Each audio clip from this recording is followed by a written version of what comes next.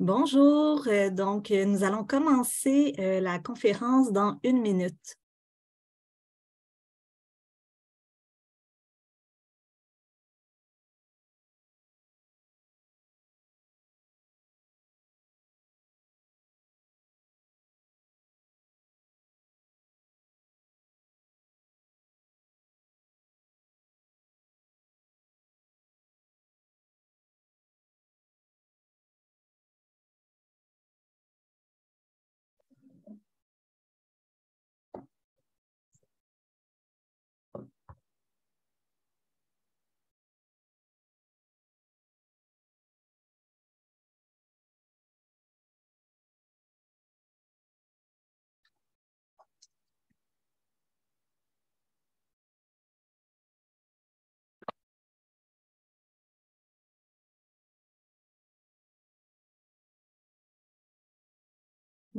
Bonjour et bon après-midi à tous.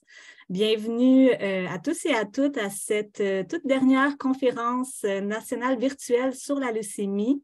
Toute bonne chose a malheureusement une fin.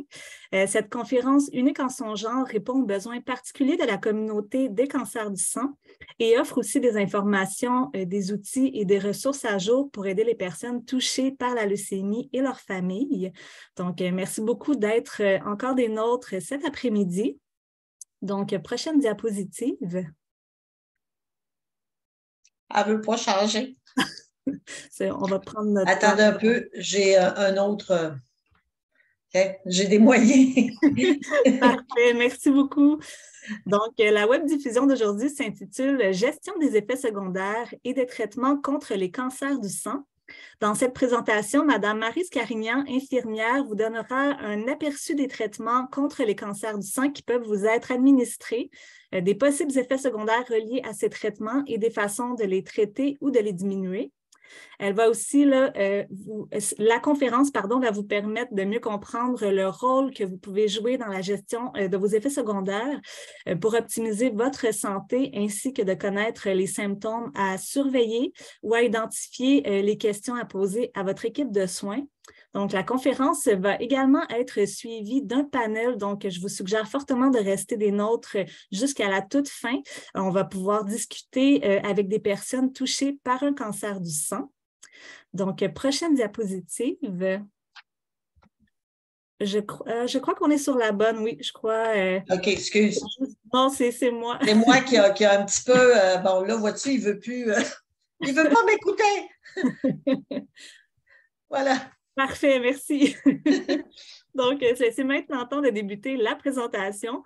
Mon nom est Joliane et je suis responsable des services à la communauté pour Montréal et les environs à la Société de leucémie et lymphome du Canada. Je vais être la modératrice pour cet événement en ligne.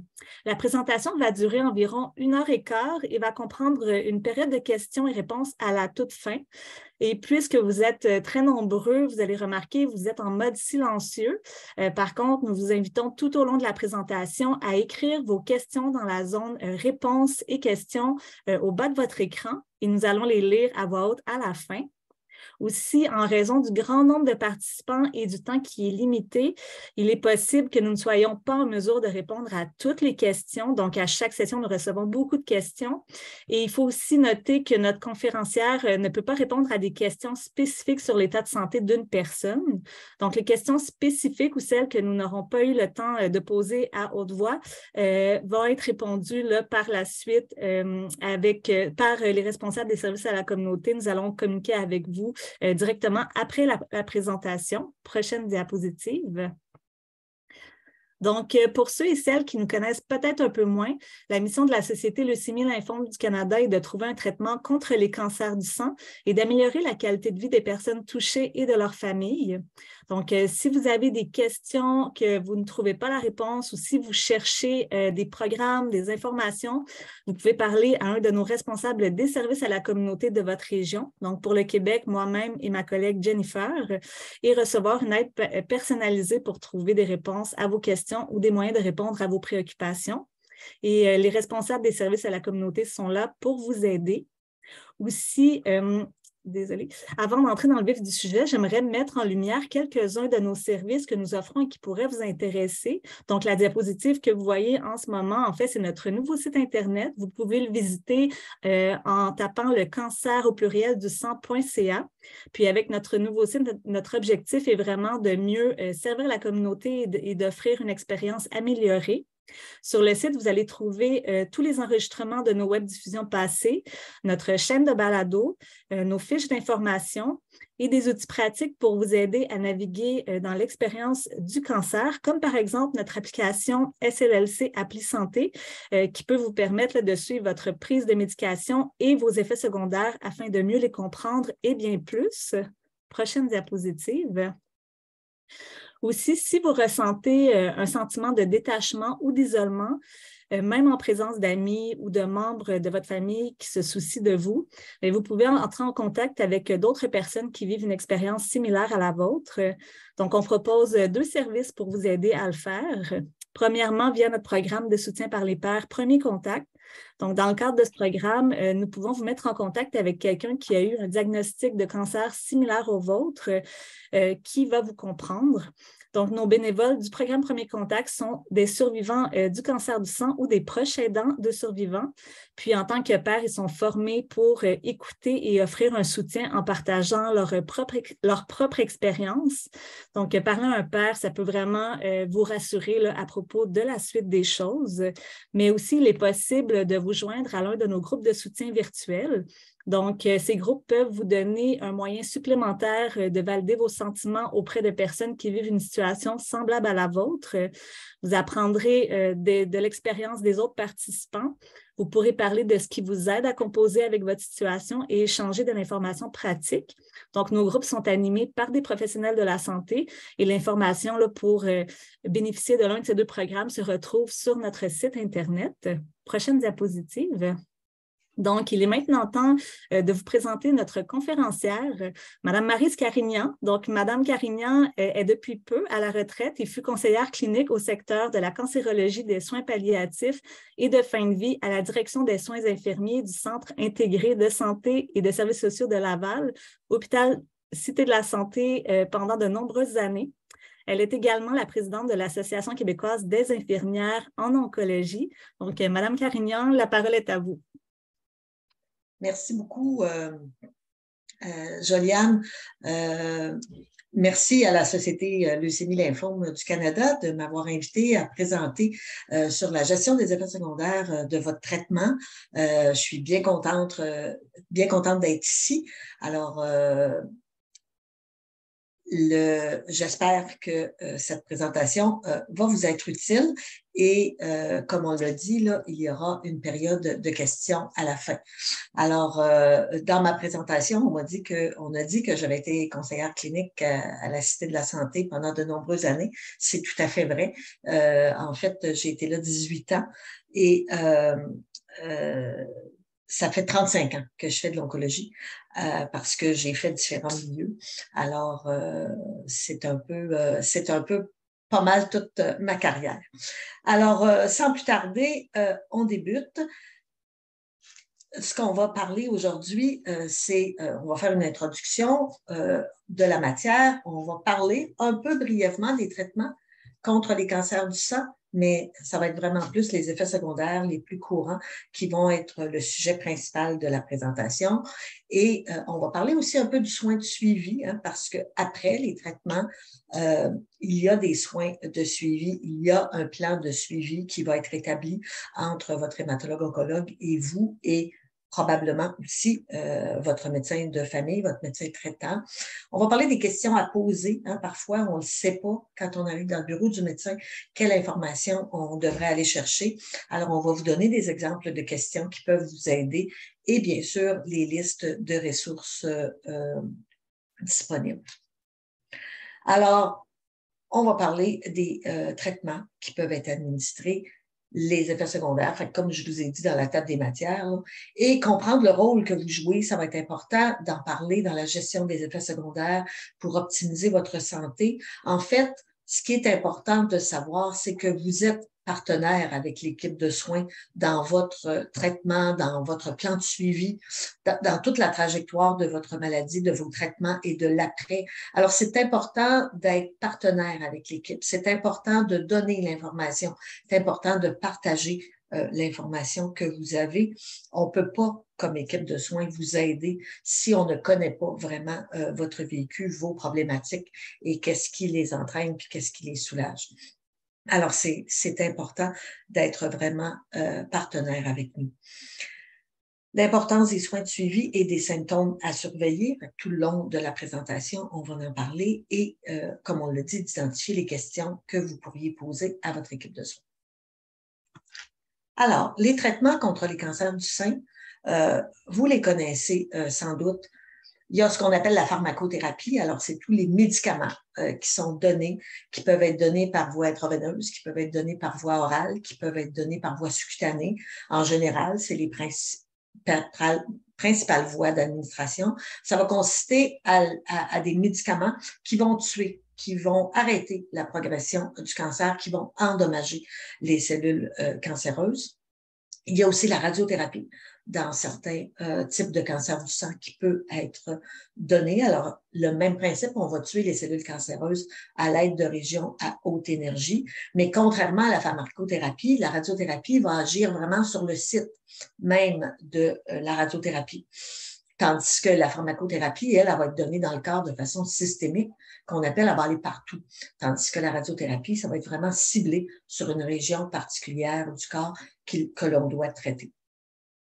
Dans les cancers du sang, on voit aussi des greffes de cellules souches comme possibilité de traitement. Alors, on va aller prélever des cellules souches saines, soit de la personne elle-même, soit d'un donneur, qu'on va pouvoir réadministrer à la personne par la suite pour stimuler la production de cellules sanguines saines, de cellules souches saines pour améliorer la santé de la personne et combattre le cancer. Alors maintenant, le vif du sujet, les effets secondaires les plus courants. Ce qu'on va discuter, c'est des effets secondaires sur l'état cognitif, les effets cognitifs, ce qu'on va appeler le brouillard au cerveau. Et communément aussi dans les équipes, ce que vous avez peut-être déjà entendu, c'est le chemobrain, on va le dire en anglais. C'est vraiment un effet cognitif des traitements contre le cancer. Et il y a bien sûr tous les effets physiques, fatigue, anémie, problèmes de peau, perte temporaire de cheveux, nausées, vomissements, douleurs, maladie de greffon contre l'autre, ou ça aussi, c'est un acronyme souvent qu'on va utiliser en anglais, le Graft-versus-Host Disease, le GVH. On va voir les effets secondaires sur les dents et sur la bouche. On va parler aussi de perte de fertilité. Les effets secondaires psychologiques, on ne peut pas faire fi de la dépression, de l'anxiété et de tout ce qui est relié à la dépression et l'anxiété. Alors, on va aussi en parler de ces effets secondaires. Alors, le brouillard au cerveau, c'est quoi le brouillard au cerveau? C'est vraiment des pertes de mémoire, une diminution de la concentration. Les gens, c'est vraiment causé par les doses de chimiothérapie, d'immunothérapie qu'on va donner dans nos traitements. Fait que les gens vont dire qu'ils ne se souviennent plus de leur rendez-vous, qu'ils ne se souviennent plus où est-ce qu'ils ont placé telle chose dans la maison. Ils n'ont plus de concentration, ils ont de la misère à lire comme ils lisaient avant, écouter une émission à la télévision, le temps d'attention est diminué. L'intensité va jouer beaucoup d'une personne à l'autre. Généralement, la plupart du temps, c'est modéré, mais ça peut être d'intensité variable. Alors, c'est dû à la chimiothérapie et à l'immunothérapie ou s'il y a eu de la radiothérapie au niveau de la tête et du cou. Ça pourrait être aussi de l'hormonothérapie et d'autres médicaments qui pourraient causer. Alors, encore une fois, si jamais vous avez de ces symptômes, c'est d'en parler avec votre équipe soignante et vraiment décrire qu'est-ce qui se passe pour être sûr qu'on puisse trouver la cause ou le médicament en cause. Bien sûr, si les gens ont des tumeurs au cerveau ou des traitements contre cette tumeur, ça pourrait aussi arriver qu'on vit un brouillard au cerveau. D'autres affections ou symptômes qui sont liés au traitement, en fait, comme vous le voyez, là, ça a beaucoup de causes, le brouillard au cerveau. Fait qu'il faut essayer de démêler tout ça avec l'équipe de soins. Ça peut être du stress, l'anxiété, de la dépression. Vous le savez, quand on est stressé, notre concentration est différente, notre attention est différente. Alors, ça peut être le stress, l'anxiété ou la dépression qui va causer un brouillard au cerveau ou une carence en vitamines. Qu'est-ce qu'on fait maintenant quand ça nous arrive? Ben, on suggère beaucoup de réadaptation, ce qu'on appelle la réadaptation cognitive ou l'entraînement cognitif pour améliorer nos aptitudes. Alors ça va vouloir dire faire des casse-têtes, faire des mots croisés, des jeux de mots.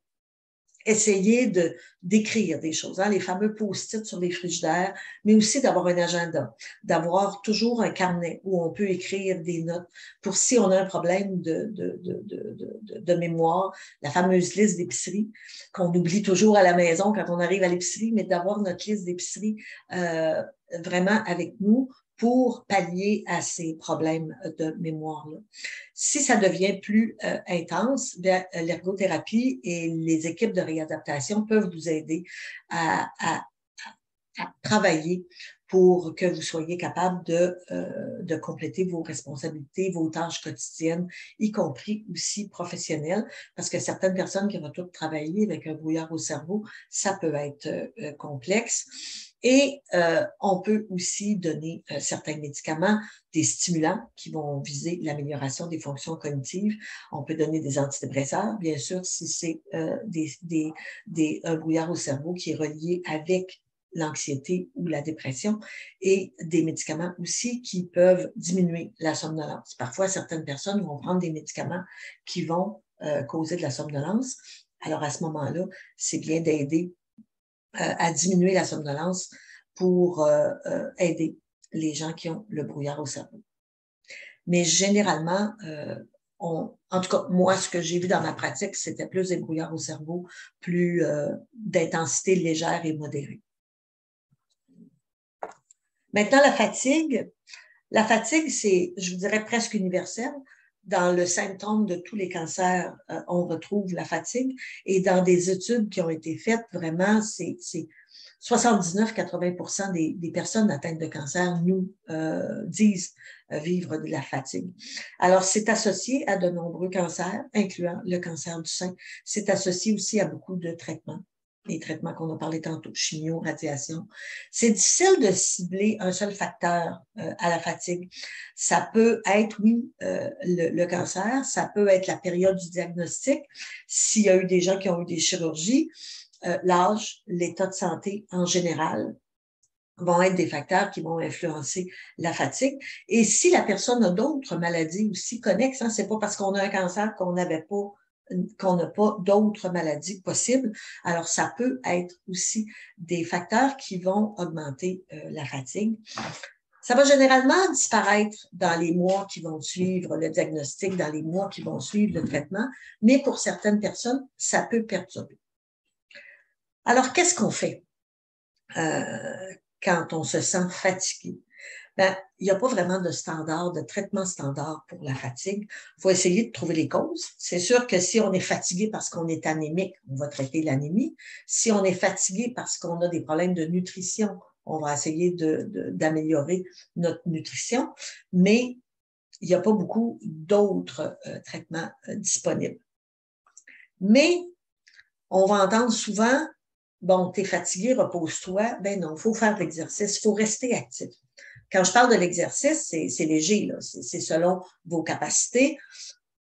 Juste aller prendre une marche dehors. Si vous ne voulez pas vous éloigner, allez prendre une marche dans votre entrée de cour ou devant la maison. Mais ça peut être de faire de l'exercice à l'intérieur, mais de vraiment bouger, de ne pas rester assis dans votre salon ou couché, vraiment bouger, être actif et d'avoir une alimentation saine. Dans le fond, une hygiène de vie, hein, on parle d'hygiène de sommeil, vraiment de faire attention à ça et d'essayer de gérer notre stress à tous les jours. Fait qu'il y a des thérapies complémentaires, il y a des stratégies qu'on peut utiliser pour gérer le stress. Vous en avez peut-être déjà qui fonctionnent pour vous. L'important, c'est de trouver ce qui fonctionne pour nous Alors, la méditation, la visualisation, la relaxation, yoga, acupuncture, bref, il y a plusieurs stratégies. Et si vous avez besoin d'un soutien psychologique, ben, on peut le demander à l'équipe médicale. Souvent, ça peut être en privé, dans le privé, le soutien psychologique, mais aussi, comme on a vu dans les services offerts par la Société Leucémie Lymphome, vous pouvez en parler avec des gens qui ont vécu la même situation et aussi d'autres ressources qui peuvent vous aider. Ça fait toujours du bien de parler à quelqu'un qui est passé par la même expérience. Même si c'est différent, chaque expérience est unique, ça fait quand même du bien de parler avec quelqu'un. L'anémie, ben, l'anémie, c'est le faible nombre de globules rouges qu'on peut avoir dans le sang. Ça va causer de la fatigue, ça va causer des vertiges, on va avoir froid, parce que les globules rouges transportent l'oxygène dans le sang. Alors, ça va partout et ça va diminuer notre capacité, ça va augmenter notre fatigue, diminuer notre capacité physique et ça peut nous rendre étourdis, nous donner des vertiges. Alors, si c'est le cas, le médecin peut recommander soit des suppléments de fer ou des transfusions sanguines selon l'intensité de votre anémie. Mais c'est quand même assez fréquent de par la maladie et de par les traitements qu'on administre.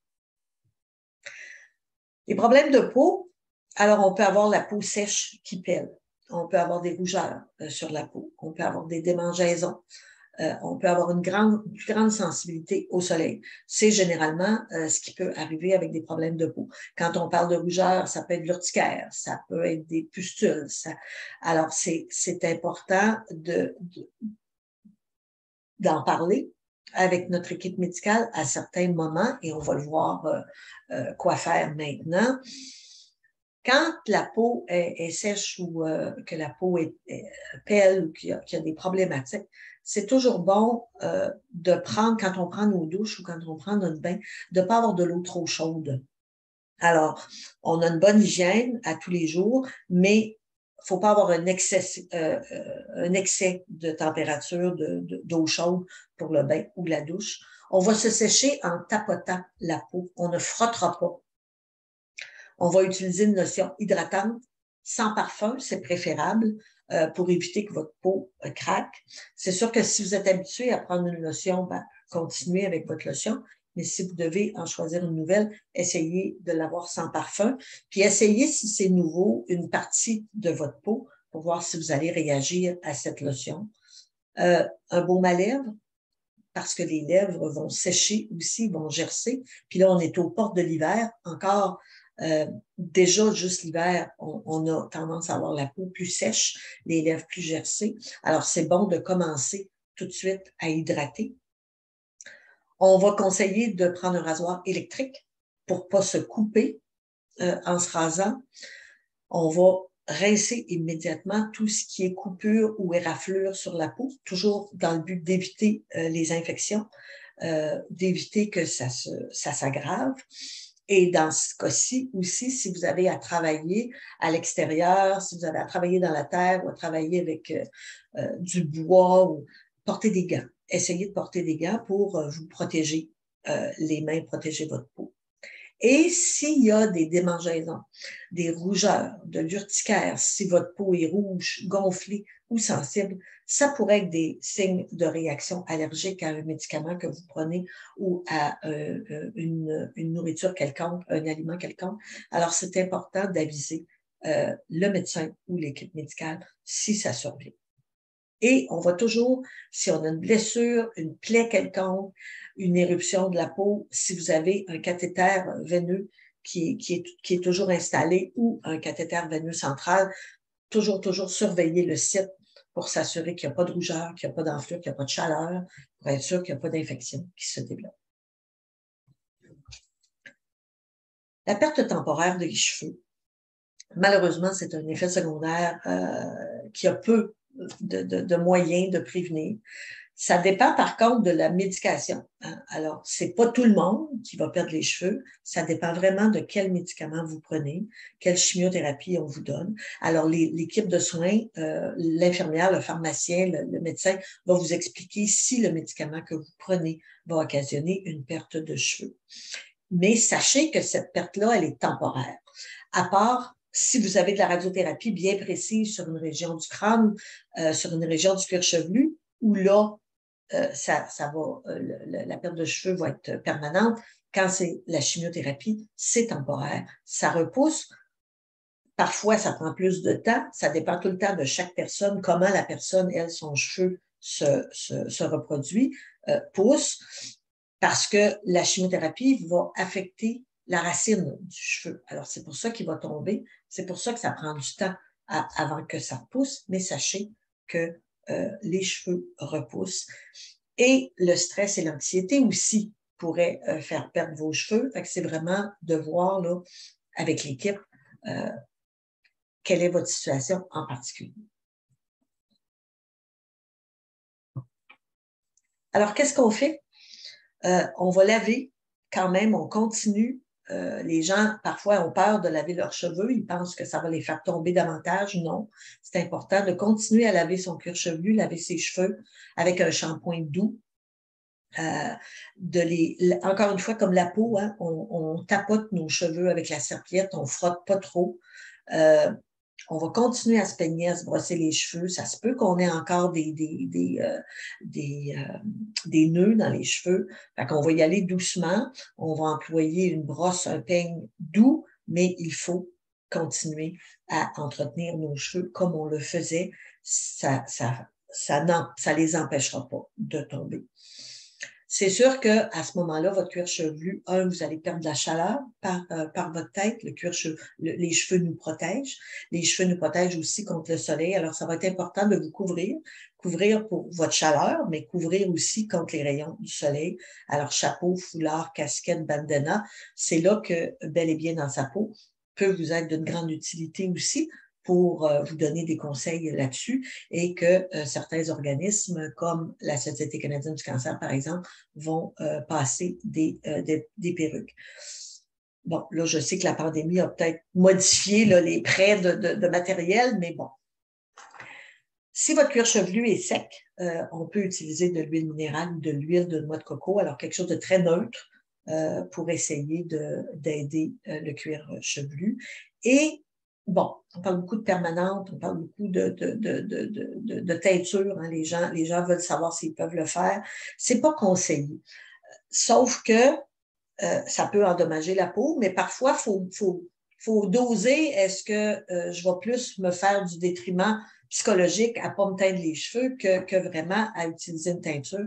Fait que ce qu'on va dire, c'est à ce moment-là, on l'évite, mais si on a absolument besoin de le faire, de prendre quelque chose qui est doux, de prendre quelque chose qui n'a pas de peroxyde, de prendre une teinture le plus naturelle possible et d'essayer sur une petite région pour voir la réaction de notre cuir chevelu si on a à l'utiliser. Pour les nausées-vomissements. Les nausées-vomissements, c'est vraiment la toxicité des traitements qui cause les nausées-vomissements. Et on a fait beaucoup de progrès, on a beaucoup de médicaments, on a beaucoup de stratégies pour éviter les nausées-vomissements. Alors, c'est important, par exemple, de prendre les médicaments tels qu'ils sont prescrits. Surtout dans les premiers jours après vos traitements, quand c'est des traitements intraveineux. C'est sûr que si c'est des traitements par voie orale à tous les jours, il faut gérer le nausée-vomissement à tous les jours, mais si vous avez des médicaments prescrits, c'est de les prendre tels que prescrits pour contrôler le plus possible les nausées, les vomissements. On va dire de boire des petites quantités tout au long de la journée. C'est important de rester hydraté. C'est sûr que quand on a la nausée, boire de l'eau, c'est peut-être pas ce qu'on aime le plus, mais essayez de trouver quelque chose, de trouver un liquide qui va vous satisfaire et peut-être justement même l'eau, parfois c'est de l'eau chaude, parfois c'est de l'eau citronnée, de l'eau avec de la menthe qui est plus facile, de l'eau avec un petit goût, mais en petite quantité, c'est plus facile aussi, mais tout au long de la journée pour rester bien hydraté. Des boissons fraîches ou à température ambiante, pas trop chaud, pas trop froid, même chose que l'eau pour la douche et le bain. On va éviter l'alcool et la caféine, c'est des stimulants. On parlait de boire, mais manger aussi, plusieurs fois dans la journée, de petites quantités. Plutôt que 3 gros repas, on va essayer de manger des petites quantités tout au long de la journée. Puis on a dit que c'est pas nécessaire d'attendre d'avoir faim parce que justement, la faim va intensifier les nausées. C'est pour ça qu'on va vous dire de prendre de petites choses, mais souvent des aliments qui sont faciles à digérer, des aliments, quand on dit fades, parce qu'on veut éviter les aliments épicés. C'est sûr que parfois, on va dire que ça ne goûte pas grand-chose, mais les aliments épicés vont stimuler, vont irriter votre estomac, alors on n'est pas gagnant. Alors, les femmes enceintes dans l'audience qui ont déjà eu des nausées, vomissements, vous vous souvenez, hein, nos craquelins, nos rôtis secs, les petits sodas, les biscuits soda, ça aidait, ben, c'est la même chose. C'est le même principe. Alors, prendre des petits craquelins, des rôtis secs peut aider aussi. Fait qu'on va éviter les aliments trop épicés, trop gras, trop sucrés, trop salés. L'odeur peut accentuer les nausées, vomissements. Alors, une odeur de préparation de repas, une odeur d'aliment qu'on est en train de préparer, qu'on est en train de cuire. Alors, si c'est possible, faites préparer et cuire vos aliments par quelqu'un d'autre. Quand c'est servi, l'odeur est un petit peu moins prononcée. C'est de se détendre en mangeant, de manger lentement. Et on va éviter de se détendre tout de suite après avoir mangé, de s'étendre tout de suite après avoir mangé. Alors, c'est peut-être le temps d'aller prendre votre petite marche pour essayer de se donner les chances de bien digérer. Et on va attendre à peu près 1 heure avant de manger ou de boire quand on vient de recevoir nos traitements anticancéreux pour se donner une chance à notre estomac. Et l'acupuncture et les massages thérapeutiques pourraient également être utiles pour les nausées et les vomissements. La douleur. Malheureusement, parfois, hein, elle accompagne le cancer et les traitements. Ça peut être dû aussi à d'autres situations de santé. Hein, on l'a dit tantôt, c'est pas parce que vous avez un cancer que vous n'avez pas d'autres problèmes de santé. Alors, la douleur peut être liée à d'autres problèmes de santé, comme l'arthrite, par exemple, qu'on dit ici, l'arthrose, ça pourrait être lié à autre chose. Et encore une fois, le partenariat de soins, vraiment de participer, de jouer un rôle important dans l'évaluation. Alors, nous dire à l'équipe de santé, qu'est-ce qui provoque cette douleur-là? Qu'est-ce que vous avez essayé qui l'a aidé, qui l'a atténué? Quand est-ce qu'elle survient? Qu'est-ce que vous êtes en train de faire quand la douleur survient? Fait que c'est bon de garder un registre de nos douleurs, si jamais on en a, pour être que l'équipe de soins soit capable de bien évaluer votre douleur et de bien décider de la dose et du type de médicament qui convient le mieux à votre douleur.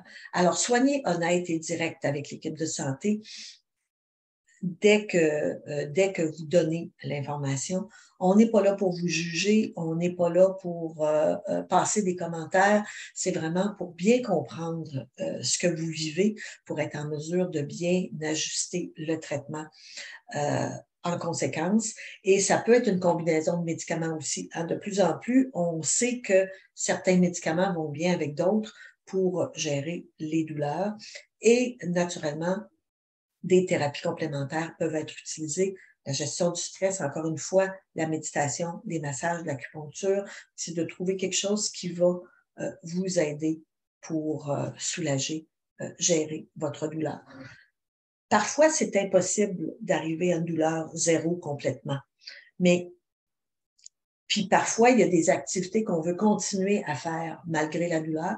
Fait que ça va être important d'en parler avec l'équipe de soins aussi.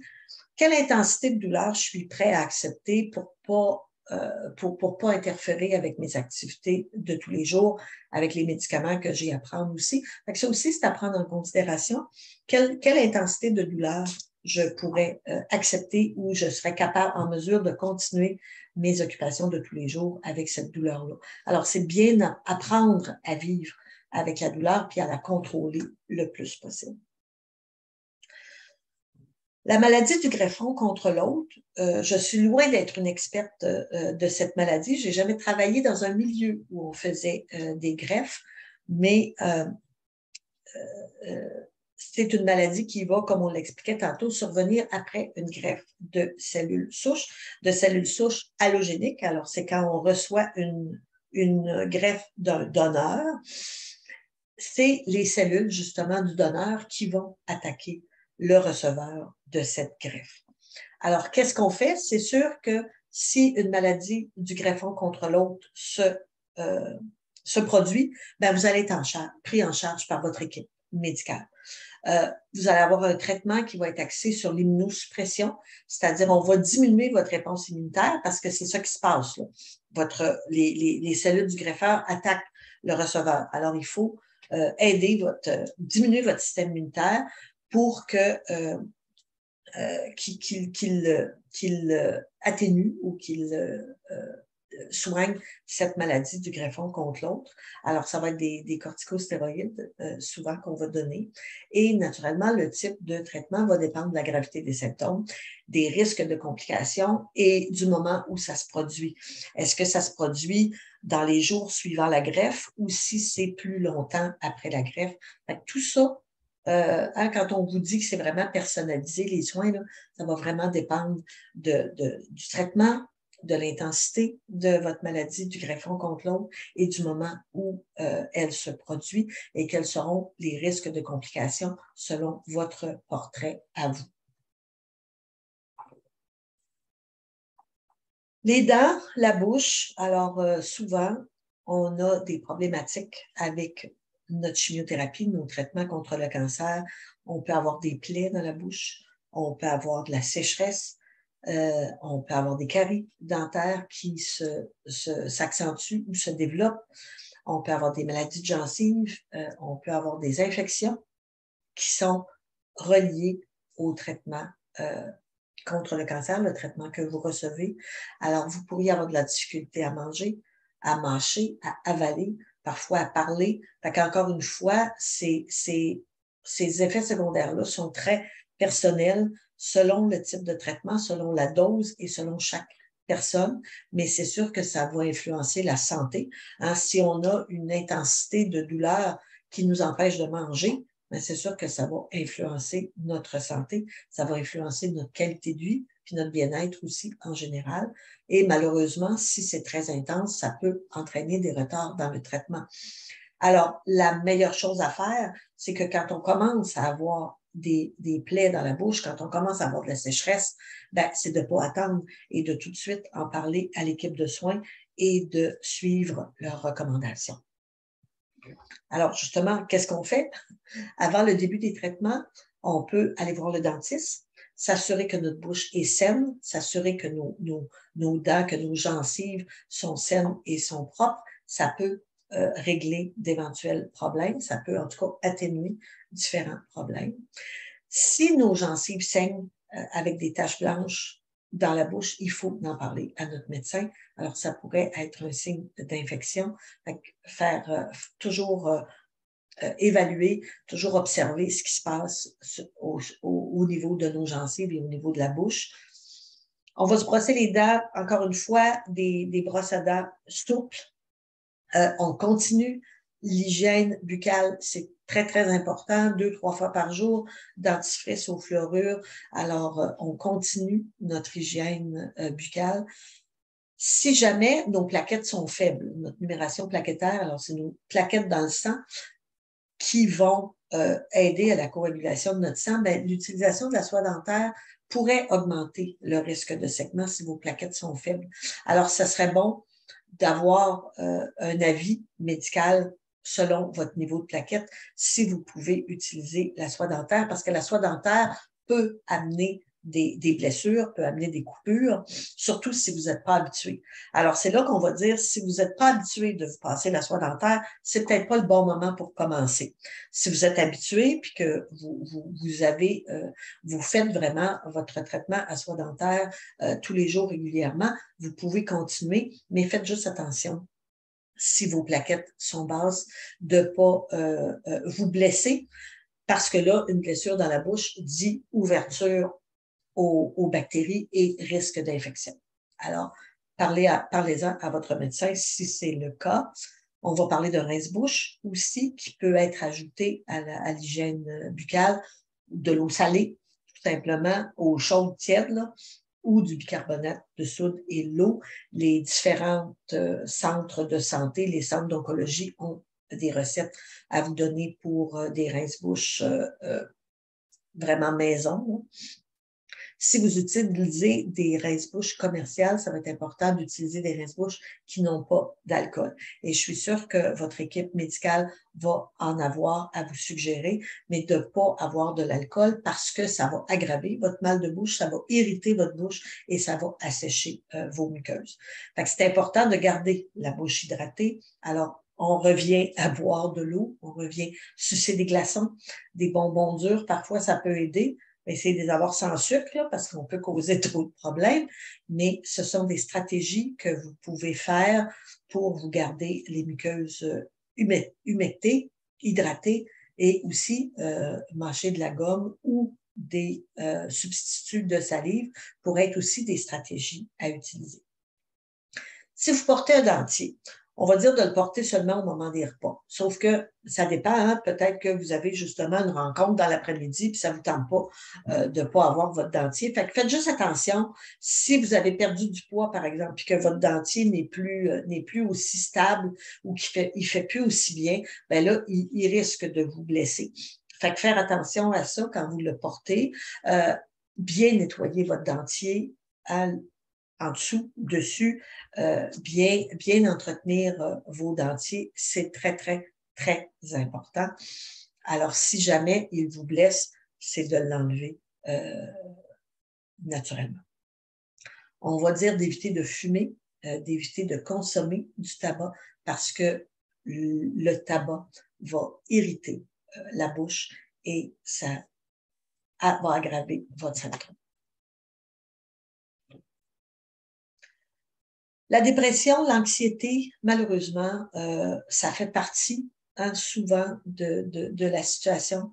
Avoir un diagnostic de cancer, vous le savez bien plus que moi, à quel point ça peut causer du stress, ça peut causer de l'anxiété, ça peut causer de la détresse. Alors, c'est souvent le cas. Votre vie est changée. Vous devez vous adapter à cette nouvelle réalité-là. Fait que ça va être important d'adopter des stratégies pour vous aider et de ne pas rester avec ces problématiques de dépression, d'anxiété, de détresse.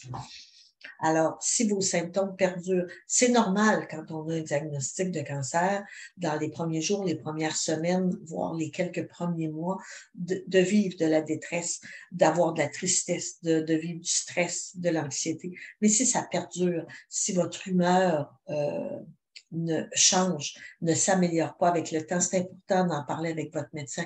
Il y a des choses à faire. Faire preuve de bienveillance envers vous-même, de patience envers vous-même, ça prend du temps à s'ajuster à un nouveau diagnostic, à des changements de traitement. Parfois, on est obligé de changer de traitement parce qu'un ne fonctionne pas. Alors, ça prend du temps à s'ajuster. Faites preuve de patience et de bienveillance envers vous-même. Ne vous isolez pas. Essayez, des fois c'est dur, hein? Faut vraiment se forcer pour rencontrer des gens, pour sortir, mais vous avez aussi les ressources là, qu'on a parlé au début, de parler avec des gens qui sont passés par là. Ne vous isolez pas, restez pas enfermés dans votre chambre, sortez, essayez de voir des gens, parler à des gens, c'est comme ça que vous allez vous aider à vous en sortir. Votre maladie ne vous définit pas, vous n'êtes pas un cancer, vous êtes toujours la même personne. Mais vous êtes une personne qui a un diagnostic de cancer. C'est pas votre faute, vous l'avez pas causé, vous l'avez pas demandé certainement. Alors, c'est important de se rappeler ça, que vous êtes la même personne que vous étiez avant. Vous avez appris de ce cancer-là, vous avez changé certaines choses, mais vous n'êtes pas un cancer. Faites des choses qui vous font plaisir. Essayez dans la journée de consacrer des moments à des choses qui vous font plaisir. On revient toujours à l'alimentation, à l'activité physique. C'est bon pour le moral. Ça va aider votre dépression, votre anxiété si vous bougez, si vous mangez bien.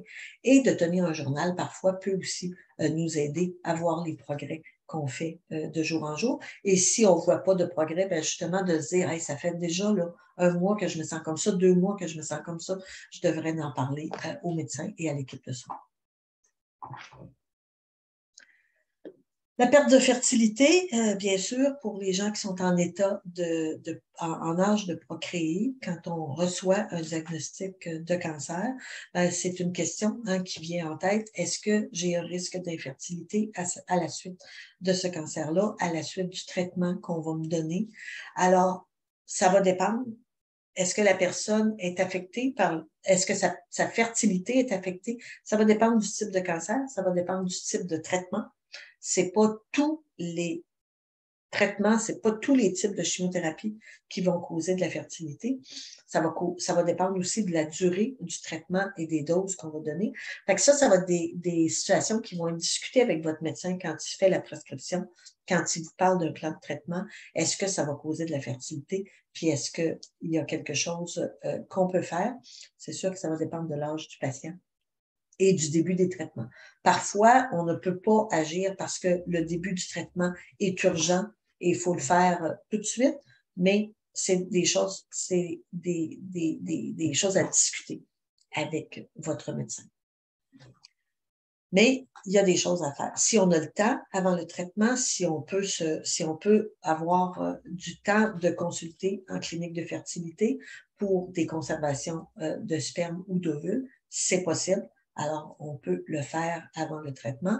Et après le traitement, ben, on peut utiliser les œufs, des embryons congelés, la fécondation in vitro, des embryons de donneuses, des maternités de substitution, des adoptions. Fait qu'il y a des moyens pour les femmes de contrer cette perte de fertilité-là, et pour les hommes, l'utilisation du sperme congelé, l'extraction testiculaire des spermatozoïdes, les spermes de donneurs. Fait qu'il y a différentes stratégies que les cliniques de fertilité vont être en mesure de vous expliquer, de vous offrir. Alors, que ce soit avant le traitement ou après le traitement, bien, une consultation clinique de fertilité va tout à fait être adéquate et le médecin va vous faire une référence si vous êtes dans cette situation-là. Le soin de suivi, ben, le suivi médical est important pendant et après le traitement. Alors, c'est aussi important pendant qu'après. Ça va permettre au médecin de voir avec le temps comment votre maladie a réagi au traitement actuel et réagi au traitement que vous avez eu dans le passé. On va surveiller si votre cancer réapparaît. On espère que non, mais il faut surveiller si c'est le cas pour le détecter le plus rapidement possible. On va aussi, par ce suivi-là, détecter si vous avez des effets secondaires à long terme ou des effets secondaires tardifs afin qu'ils puissent être pris en charge pour améliorer votre qualité de vie. Et ce qui est bon que vous fassiez comme patient, c'est vraiment de consulter votre médecin traitant pour des examens de santé généraux et physiques au moins une fois par année ou plus souvent selon ce qui va vous être recommandé, selon votre cancer, selon le traitement et selon le temps, là, combien ça fait de temps que vous avez eu vos traitements, parce que les suivis peuvent s'espacer au fil du temps. Vous allez avoir avec votre oncologue des examens réguliers pour surveiller justement d'éventuelles rechutes ou un cancer secondaire qui pourrait survenir. Alors, l'oncologue va vous donner aussi un plan de suivi selon les normes là, en vigueur pour votre type de cancer et les traitements que vous avez suivis. Alors, comment on peut se préparer à ces conversations-là, hein, parce qu'on revient au partenariat de votre rôle à jouer avec l'équipe médicale, bien, notez vos symptômes physiques ou émotionnels que vous ressentez. Vous l'avez sûrement vécu, on arrive dans le bureau du médecin, on ne se souvient plus de rien, on ne pensait jamais oublier ça, mais oui, on oublie, on ne le sait plus quand on arrive dans le bureau du médecin. Alors, prendre des notes de vos symptômes physiques, émotionnels, la fatigue, le gain de poids, les problèmes cognitifs, la dépression, tout ce que vous pouvez ressentir d'en prendre note, de vous conserver des résumés de dossiers, des résultats d'examen, des listes des traitements que vous avez eus avec les noms des médicaments, les doses, qu'est-ce que vous avez comme thérapie de soutien. Demandez à vos équipes de vous remettre un résumé. Il y a des passeports oncologie qui existent aussi pour que vous puissiez prendre des notes et être au courant de ce qui se passe dans votre situation, et une liste de médicaments à jour. Vos pharmaciens sont tout à fait capables et devraient d'ailleurs vous donner des listes de médicaments à jour que vous prenez, qui comprend aussi des allergies aux médicaments si vous en avez. Fait que c'est important de garder ça avec vous, d'avoir ça, d'avoir ces listes-là et ces notes-là sous la main. Alors, votre plan de suivi, souvent, il y a un plan qui va être élaboré entre votre oncologue et votre médecin généraliste. Alors, encore une fois, surveillez l'apparition des effets tardifs. On va essayer avec cette coordination. Le but, c'est de vous donner le meilleur soin possible. Et vous aussi, il y a quelques mesures que vous pouvez prendre pour être le plus possible, avoir maîtrise de ce qui se passe.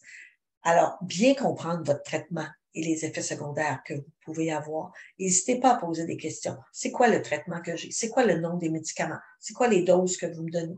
C'est quoi les effets secondaires que je pourrais avoir, que j'ai eu, que je pourrais avoir, puis quand je vais les avoir? Notez les instructions. Peut-être justement avoir quelqu'un avec vous dans les rendez-vous. Vous le savez, on oublie beaucoup ce que ce que le médecin nous dit. Alors, s'il y a quelqu'un avec nous qui peut prendre des notes aussi, qui peut se souvenir de choses que nous, on oublie, ça pourrait être un membre de la famille, ça pourrait être un ami, un proche, quelqu'un de significatif pour vous. Alors, ça peut être une stratégie gagnante. Et de plus en plus, les centres ont des fiches imprimées pour vous remettre c'est quoi que vous avez eu comme traitement, c'est quoi les effets secondaires qu'on attend de ces traitements-là. Alors, vous pouvez demander au médecin d'avoir cette information. C'est votre droit de l'avoir. Hein? Et on vous avait dit qu'on vous donnerait quelques questions à poser à votre équipe de soins parce que vous recevez beaucoup, beaucoup d'informations, puis c'est difficile de se souvenir toujours de ce qu'on a comme information. Alors, c'est important de savoir, comme je vous le disais, le nom du médicament, les doses qu'on va vous donner, la quantité de traitement, de médicaments qui vous sera administré, comment on va le prendre, ce médicament-là. Est-ce que c'est par la bouche? Est-ce que c'est quelque chose qui va vous être donné intraveineux? La fréquence? Quels sont les effets secondaires possibles? Quels sont les effets secondaires les plus courants? Et quels sont les effets secondaires que je dois signaler immédiatement? Qu'est-ce que votre médecin veut que vous lui rapportiez, que vous lui disiez qui se passe chez vous? Alors, c'est des questions à garder, à se poser, à se préparer quand on va rencontrer le médecin, à se préparer. Ça va aider le médecin à mieux vous suivre et à mieux orienter la conversation, le rendez-vous. Vous allez être sûr de rien oublier et le médecin va apprécier parce qu'on va aller vraiment discuter de choses qui sont importantes. Alors, je vais activer parce que je vois le temps passer, mais on arrive à la fin. Alors, ça va être important d'informer le médecin. Quand vous voyez un autre médecin, si vous avez une problématique de santé, quel traitement vous avez eu. Si vous avez eu de la radiothérapie ou d'autres traitements contre le cancer, c'est important de le dire. Si vous avez des problèmes de santé dont il n'est pas au courant, ça va être important de dire si vous avez été exposé à varicelle zona, mais aussi autres maladies infectieuses auxquelles vous auriez pu être exposé. Est-ce que vous avez pris le médicament? Est-ce que vous avez pris des traitements? Est-ce que vous avez des réactions habituellement ou des réactions allergiques aux médicaments? Ça serait important. Est-ce que vous avez des réactions allergiques à la nourriture? Est-ce que vous prenez des médicaments sans prescription? Consommez du cannabis ou d'autres drogues? Prenez-vous des vitamines, des minéraux, des herbes? Les gens ont peur de nous donner cette information-là. Encore une fois, on ne vous jugera pas, mais c'est important qu'on connaisse qu'est-ce que vous prenez à cause des interactions possibles. C'est pas parce que c'est des vitamines, que c'est des herbes, que ça peut pas avoir des interactions avec les médicaments qu'on vous donne. Alors, c'est important de le dire à votre équipe soignante. On vous le demande pas pour vous juger ou pour arrêter, c'est pour vraiment bien planifier votre traitement. Et si vous envisagez naturellement d'avoir des enfants ou si vous avez des inquiétudes concernant la sexualité, le contrôle des naissances, votre fertilité, posez-le, demandez-le à votre équipe soignante. N'ayez crainte d'en parler. Les ressources, on vous en a parlé tantôt, on vous en donne encore, le cancerdusein.ca, cancer avec un S, cancer.ca, qui est la Société canadienne du cancer, et Bel et bien dans sa peau, dont je vous ai parlé. Ce sont des ressources fiables, ce sont des ressources qu'on peut écouter, qu'on peut consulter. On sait que l'information qui est là est bonne et adéquate et pertinente. Alors voilà, ça complète, moi, ce que j'avais à vous partager aujourd'hui. Alors, Joliane, je sais que tu vas animer là, la période de questions et le panel qui suit. Merci beaucoup, Madame Carignan, pour la présentation vraiment intéressante. Puis pour reprendre un mot là, que vous avez dit durant la présentation, je dirais une présentation remplie de bienveillance aussi envers les personnes qui vivent avec des effets secondaires là, suite au cancer et à ses traitements. Donc, merci beaucoup. Restez pas trop loin puisqu'on va revenir là à la fin pour les questions. Parfait, je ne bouge pas. Parfait, merci. Donc, nous allons maintenant passer à la deuxième partie du programme. Donc, notre panel aussi, je vous demanderai, Mme Carignan, si vous pouvez arrêter le partage. On va le reprendre par la suite, mais pour qu'on puisse voir le beau visage de nos panélistes. Merci. Donc, je vous présente nos panélistes, Lorraine, José, Philippe et Marie, et je les invite à ouvrir leur caméra, mais à garder leur micro fermé. Donc, parfait, on est tous là. Merci beaucoup. Donc, nos panélistes aujourd'hui vont vous parler des effets secondaires qu'ils ont expérimentés ou qu'ils expérimentent toujours. Et ils vont vous parler de la façon dont ils gèrent ou qu'ils ont géré ces effets secondaires au quotidien. Donc, nous allons commencer par Lorraine. Donc, la parole est à vous. Puis, si vous pouvez débuter là, en nous partageant votre diagnostic que vous avez reçu, de quelle région vous êtes et aussi mentionner là, de quel effet secondaire vous allez parler aujourd'hui. Bien, merci beaucoup. Merci pour l'invitation. Alors, bonjour, mon nom c'est Lorraine, j'ai 56 ans, j'habite Blainville, puis j'ai reçu le diagnostic de leucémie myéloïde chronique en mai 2021. Alors, je vais vous partager comment moi, je gère la fatigue et le brouillard du cerveau. Je dois d'abord vous avouer que j'ai toujours été une femme active, très active, voire même hyperactive. Donc, depuis plus d'1 an, j'apprends à vivre avec moins d'énergie. Au début, je faisais surtout des siestes, puis plus je me reposais, plus je me sentais amorphe. Mais suite à l'écoute de nombreuses conférences, dont une sur la vie active avec le cancer, j'ai compris que je devais quand même bouger malgré ma fatigue. Mais mes attentes ne sont naturellement plus les mêmes. Je me lève à tous les matins avec mon cadran, je m'habille, je déjeune en lisant ma presse, je fais mes mots croisés. Après une séance de Qigong de 15 minutes, je fais une courte méditation qui se transforme la plupart du temps en sieste d'environ 1 heure. Mon alarme me réveille pour la prise de médication, puis aussi pour éviter que je dorme toute la journée. À chaque jour, mon objectif est de bouger au moins 1 fois à l'extérieur parce que l'air frais et la nature m'ont toujours fait un bien immense. Je fais les mêmes activités qu'avant, mais évidemment, elles ne sont pas aussi soutenues et ne durent pas aussi longtemps qu'avant. Mais au moins, je sors, je bouge, puis ça me fait énormément de bien dans ma tête et dans mon corps. Par contre, moi, j'ai souvent tendance à me pousser un petit peu trop, puis je me retrouve sur le carreau. Mais je ne regrette rien, absolument rien. Je suis heureuse d'avoir bougé et profité de la vie. Par contre, je dois m'arrêter pour reprendre des forces. C'est souvent à ce moment-là que je viens travailler le côté plus intellectuel, puis ainsi garder mon cerveau en forme.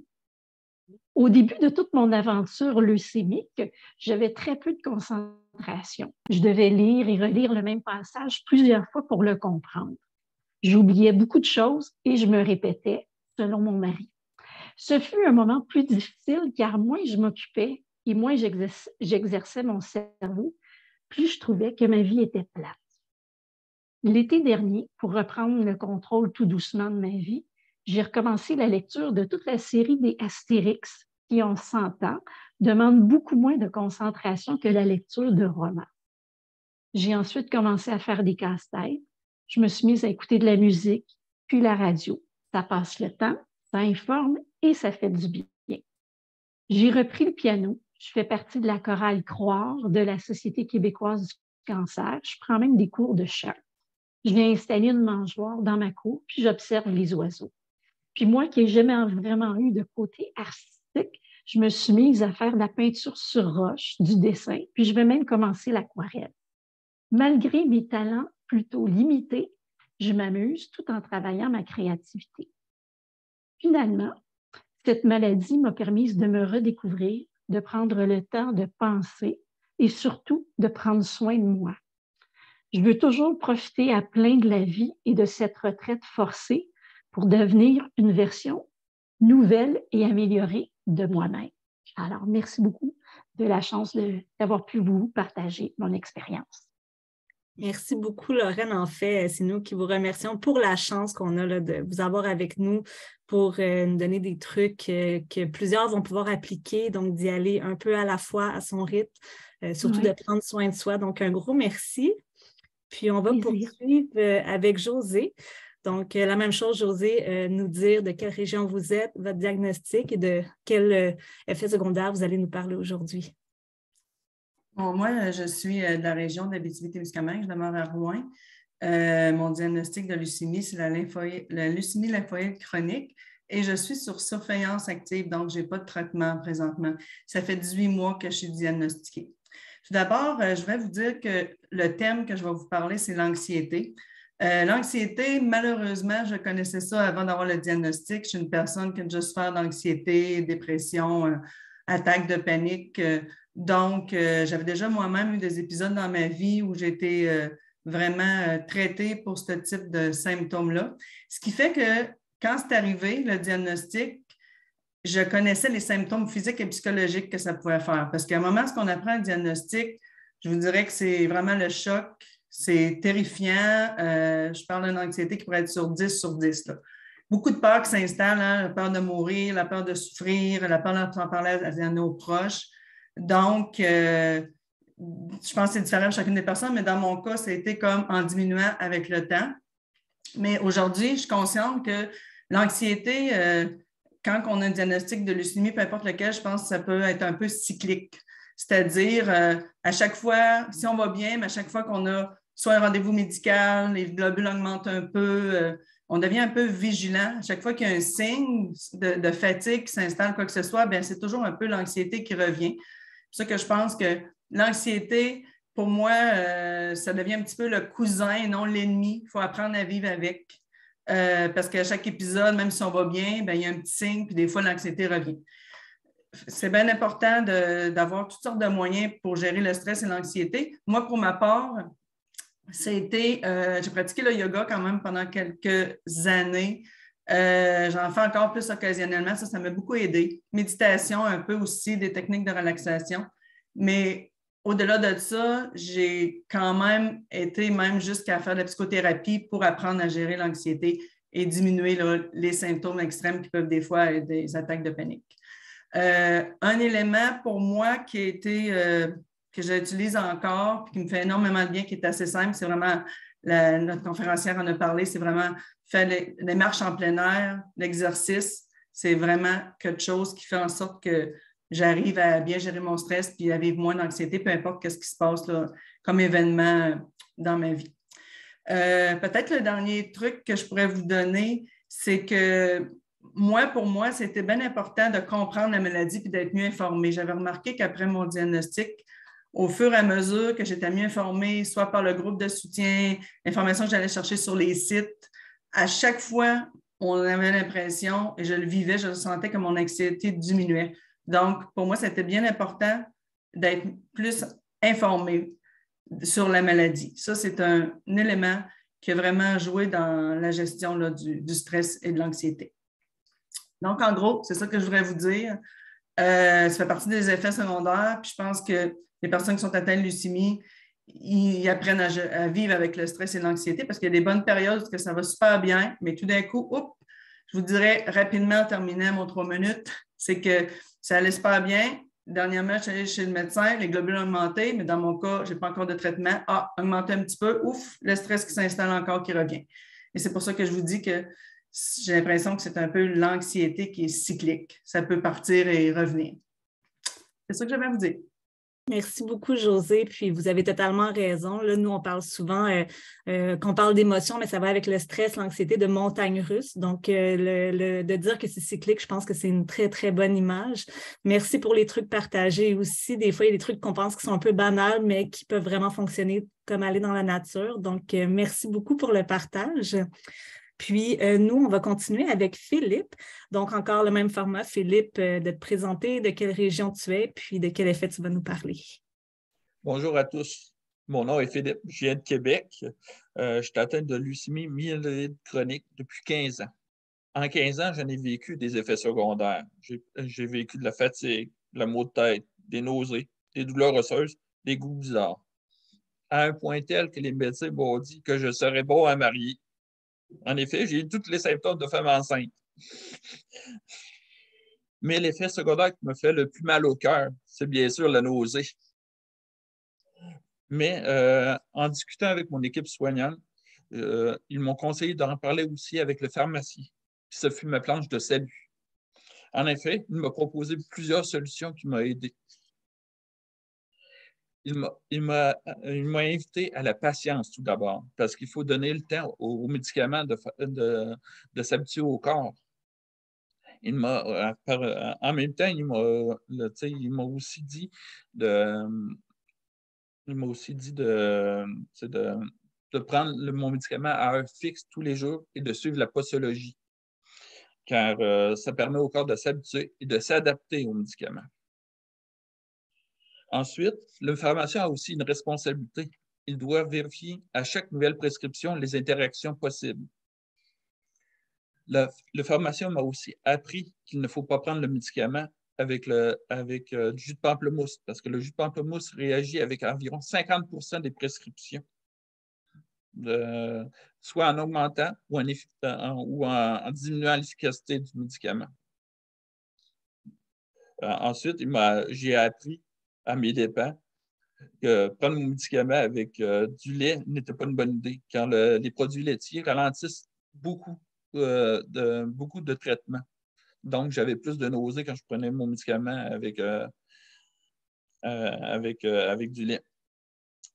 Ensuite, ils m'ont invité aussi à changer la période de prise de médicaments. Au début, je le prenais le soir, mais ils m'ont invité à le prendre le matin pour que je puisse faire une petite sieste et ensuite faire un peu d'activité physique. Ça m'a permis aussi de diminuer beaucoup mes nausées.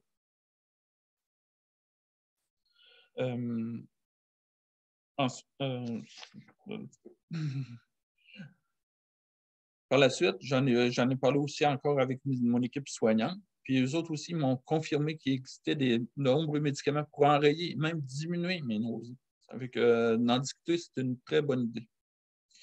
Je termine déjà en disant que tant qu'on n'a pas réussi à neutraliser les nausées, ça écoeure, mais avec le temps et avec un peu d'aide, on y arrive. Merci. Merci Philippe, très, très bien dit, toujours le mot pour faire rire les gens autour de toi.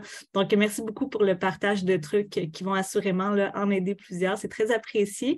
Puis, on va terminer avec Marie, donc encore le même format. Je vais t'inviter à ouvrir ton micro.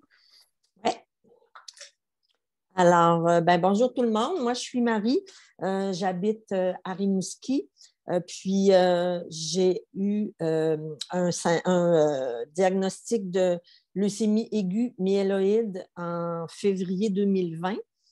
Juste pour que vous vous en rappeliez, tout le long de ma présentation, 13 février 2020, c'est un mois jour pour jour avant la pandémie.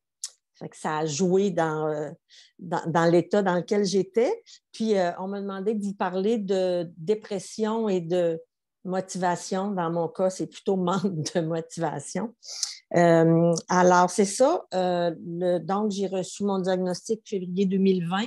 J'ai été hospitalisée immédiatement. Là. On ne m'a pas laissé retourner chez moi. Donc, j'ai eu un marathon de chimio, tout d'abord à Rimouski, ensuite de ça à l'Hôtel-Dieu de Québec, parce que dans mon cas, il a été très, très rapidement question d'une greffe. À Rimouski, on ne fait pas de greffe de moelle. Alors, j'ai donc reçu une greffe de moelle en juin de la même année. C'était un cadeau de mon grand frère. Je le remercie à tous les jours parce qu'il m'a carrément sauvé la vie. Et on a nommé la rémission en décembre 2020.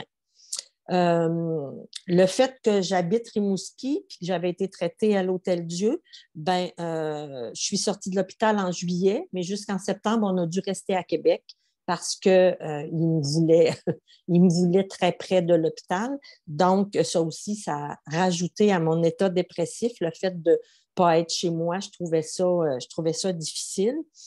Donc, puis déjà à l'hôpital, j'ai eu des symptômes dépressifs. Le fait que j'ai vécu ça dans une très grande solitude parce que je ne pouvais pas avoir de visiteurs de ma famille, ni à Rimouski, ni à Québec. Donc, rapidement, au travers de la chimio puis de tous les autres médicaments, on m'a prescrit des antidépresseurs. Donc, je suis revenue à la maison à l'automne 2020. Malgré le fait que j'étais très heureuse de revenir chez moi, ça a été difficile parce que pardonnez-moi, j'étais pas en forme du tout, j'étais faible, puis mon sentiment, en fait, c'est que je servais à rien. On peut penser que le fait de se faire dire « vous êtes en rémission », que ça nous donne une énergie fulgurante. Dans mon cas, ça n'a pas été ça du tout, du tout. Donc, le fait de mon état général, j'ai rapidement réalisé que je ne serais pas capable de retourner travailler. J'avais 62 ans quand j'ai eu mon diagnostic, donc je me donnais encore quelques années à faire un emploi que j'aimais beaucoup.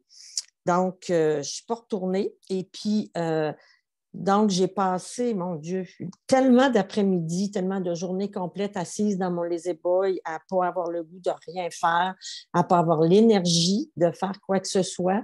Et de voir mon chum qui s'occupait de tout dans la maison, repas, ménage, épicerie et tout. Donc, c'est bien difficile de trouver de la motivation quand on n'a pas d'énergie. Puis, c'est difficile, c'est l'œuf ou la poule, là. Tu n'as pas d'énergie, tu n'es pas motivé, ça ne te donne pas d'énergie. Donc, j'ai été dans cet état-là pendant de nombreux mois. Puis il fallait que je trouve une nouvelle Marie, dans le fond. Puis je ne la trouvais pas. Donc, tranquillement, pas vite, mon énergie est revenue. Là, il y a des petites solutions qui me sont apparues, mais il n'y a jamais de petites solutions quand ça nous aide. Entre autres, une de mes sœurs qui habite à Québec s'est mise à m'appeler à tous les jours.